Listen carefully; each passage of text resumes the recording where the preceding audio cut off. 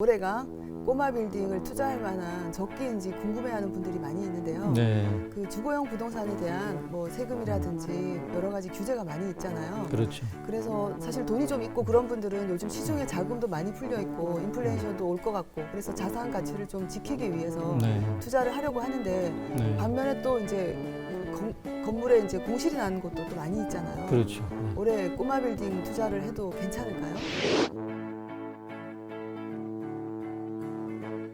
꼬마 빌딩 위주로 제가 이제 뭐 중개라든가 컨설팅을 해오다 보면 주로 자주 묻는 질문 중에 하나가 대표적인 게 그 부분인데 특히 올해 같은 경우는 그동안 약 뭐 한 6년 동안 아파트가 거의 뭐 엄청나게 좀 상승을 했고 많이 올랐죠. 네. 그리고 이제 최근 한 2년 정도 동안에는 이제 땅값도 많이 올랐습니다. 네. 그래서 과연 이렇게 많이 올랐는데 지금 또 꼬마 빌딩 투자를 하는 게 맞냐 네. 하는 부분이 이제 가장 좀 궁금하실 텐데 결론부터 말씀드리면은 투자 어떻게 보면 뭐 굉장히 적기라고도 생각을 합니다. 투자 적기요? 네, 왜 그러냐면은 이제 그 아파트 투자 같은 경우는 이제 지금 사실 거의 정점에 와 있다고들 네. 다들 이제 그 인식을 하고 계시고 네. 그다음에 이제 일부 좀 아주 좀 지나치게 많이 오른 거품이 있다 하는 부분들은 조금 일정 부분 이제 조정을 받지도 않을까 뭐 이런 생각을 하고 계실 텐데 그런데 이제 꼬마 빌딩 같은 경우는 대부분 그 건물 가치가 네. 토지와 이제 건물 가치 이렇게 이게 합이 이제 꼬마 빌딩 이제 가격인데 네. 대개 보면 이제 20년 이상 된 어느 정도 낡은 건물 같은 경우는 거의 토지 그냥 가격만 땅값으로만 이제 이게 평가를 나옵니다. 하죠. 네. 그리고 특히 이제 그 뭐 서울이라든가 수도권 뭐 그다음 대도시 같은 경우는 그 도시 지역에 있는 그 땅값은 거의 뭐 내려가는 일은 뭐 없죠, 잘. IMF라든가 특수한 그 상황 아니면 거의 없으니까 네. 지금 뭐 땅값이 물론 많이 오르긴 했지만 그냥 아파트는 좀 조정이 있을지 몰라도 네. 땅값은 이제 횡보 정도는 할 수 있다. 횡보 정도는 할 수 있기 때문에 네. 앞으로 뭐 한 3, 4년 정도는 그냥 횡보 정도 한다라고 보고 그다음에 이제 코로나 시국으로 인해서 지금 이제 사실 공실이 많은 게 이제 가장 큰 걱정이고 네. 걸림돌인데 뭐 정부가 이제 뭐 연말까지는 뭐 국민의 한 70% 정도는 이제 뭐 접종을 하겠다고 그렇게 하니 그러면 이제 뭐 내년부터는 아무래도 이제 경기도 살아나지 않을까 네. 자연스럽게 이제 소비가 살아나면 이제 공실도 뭐 네. 자연스럽게 해소가 될 걸로 보여집니다. 그래서 일단은 이제 지금 이제 꼬마 빌딩 투자를 하시는 분들은 잔금을 좀 길게 했으면 좋겠어요. 잔금을 길게 하면 보통 얼마 정도까지 할 수 뭐 있을까요? 아파트는 계약을 네. 하면 네. 잔금을 보통 한 뭐 2달, 네. 뭐 전후 아파트는 이렇게 보통 그 정도 하죠. 그 정도 네. 텀을 이렇게 두는데 네. 꼬마 빌딩은 대개 보면 뭐 한 3달, 4달이 일반적입니다. 3달, 4달 하는데요. 예. 네. 꼬마 빌딩 건물주가 팔고 팔려야 파는 거니까. 그렇죠. 네.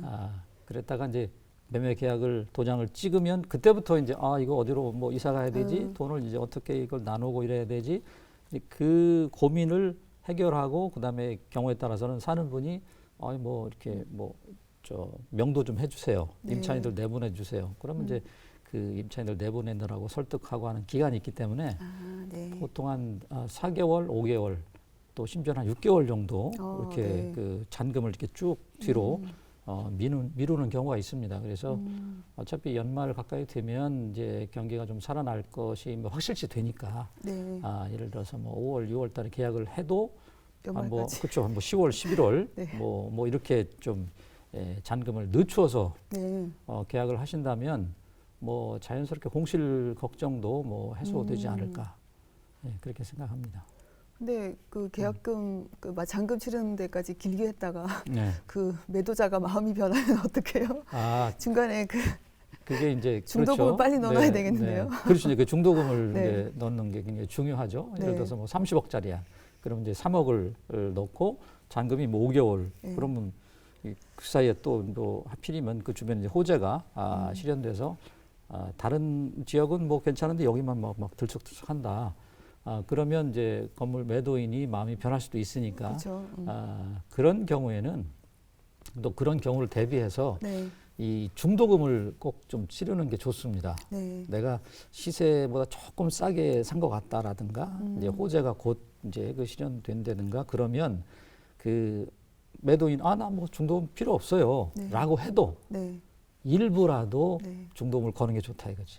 그러니까 네. 이제 뭐 중도금 치르는 시점을 잔금의 중간 정도가 아니고 네. 계약금 치르고 거의 얼마 한 안 달 돼서? 안에 아. 한 달 안쪽으로 날짜를 서로 정해서 예를 들어서 뭐 20억짜리인데 뭐 2억 줬고 그다음에 이제 그 5개월 뒤로 낮췄어. 그러면 뭐 또 한 2, 3억 정도라도 중도금으로 이렇게 건네 놓으면 이제 그 계약은 어떻게 뭐 마음이 취소할 수가 편하죠. 없으니까. 네. 네, 그것도 한 방법일 것 같습니다. 아, 네. 그 보니까 올해 초에 책을 또 하나 쓰셨더라고요. 네네. 그러니까 꼬마 빌딩주들의 재테크 습관 예, 이런 그렇습니다. 책이던데요. 예, 예. 특별한 제목에서부터 그렇게 돼 있으니까 네. 그런 꼬마 빌딩주들은 좀 남들과 다른 특별한 습관이 좀 있나요? 네.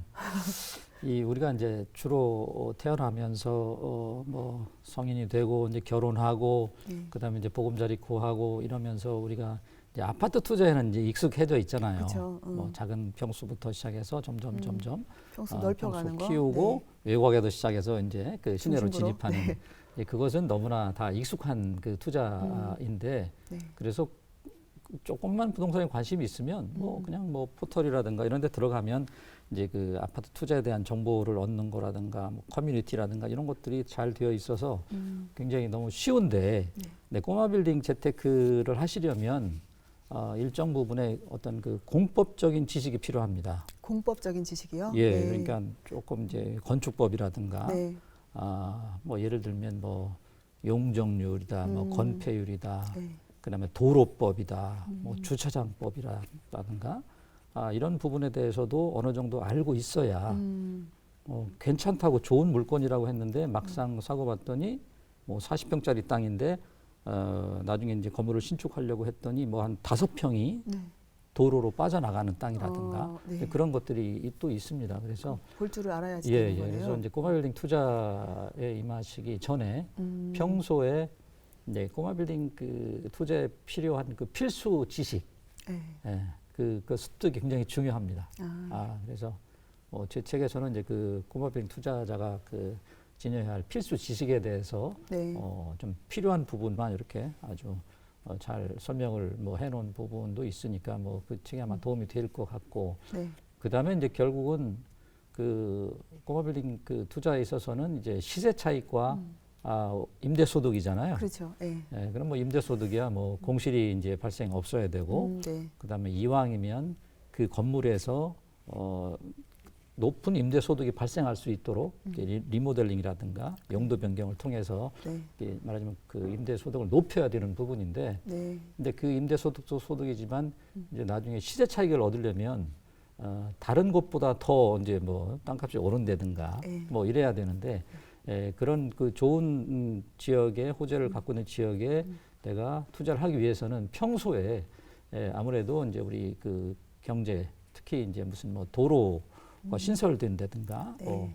그다음에 뭐 전철이 그 연장선이 이제 뭐 이렇게 좀 돼가지고 뭐 이렇게 교통이 획기적으로 좋아진다든가 요즘에 핫한 그 GTX가 새로 그렇죠. 이제 생긴다던가. 그런 부분도 굉장히 그 중요한 부분이고 네. 그다음에 뭐 특별히 그 지역의 어떤 그 호재가 네.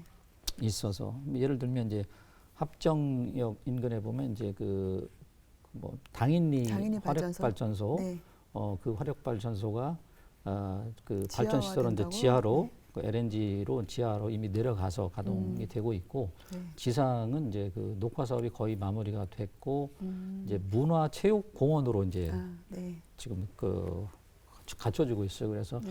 올해 일부 개장되고 뭐 내년도에 이제 거의 풀 개장이 예상되는데 이제 그런 지역이다 그러면 호재네요. 그래도. 그렇죠. 이제 네. 그거는 이제 곧 호재가 이제 실현되는 네. 지역이니까 아직은 일반 투자자들이 잘 모르시는 분들도 있지만 그런데 이제 선점에 들어가서 네. 이게 이제 뭐 대대적으로 이제 매스컴에도 나오고 그러면 아무래도 이제 그 다른 곳은 조용한데 여기는 또 이렇게 상승할 수 있는 뭐 네. 그런 지역이기도 하고 그러니까 평상시에 어떤 그 개발 관련 그런 뉴스나 이런 부분을 계속 좀 업데이트를 하시고 네. 꼬마 빌딩 투자에 직결되는 건축법적인 그런 요소 이런 부분도 틈틈이 네. 좀 이렇게 지식을 습득해 놓으시면 아마 도움이 많이 될 겁니다. 그 아무래도 이제 아는 만큼 많이 보일 테니까 이제 꼬마 빌딩이라도 그러니까 빌딩이니까 그렇죠. 여러 가지 이제 가치를 높이기 위해서는 네, 좀 네. 허름한 걸 사서 리모델링이나 신축을 할 수도 있는 거고 그렇습니다. 그래서 임대료를 올리면 그 건물의 가치도 또 끌어올리고 이런 그럼, 거니까 네. 그걸 한꺼번에 좀 볼 줄 아는 눈을 키워야 된다는 말씀이신 거잖아요. 그렇습니다. 네. 공부할 게 많은데요. 좀 많습니다. 네. 공부를 많이 해야 부자가 될 수 있나 봐요. OBS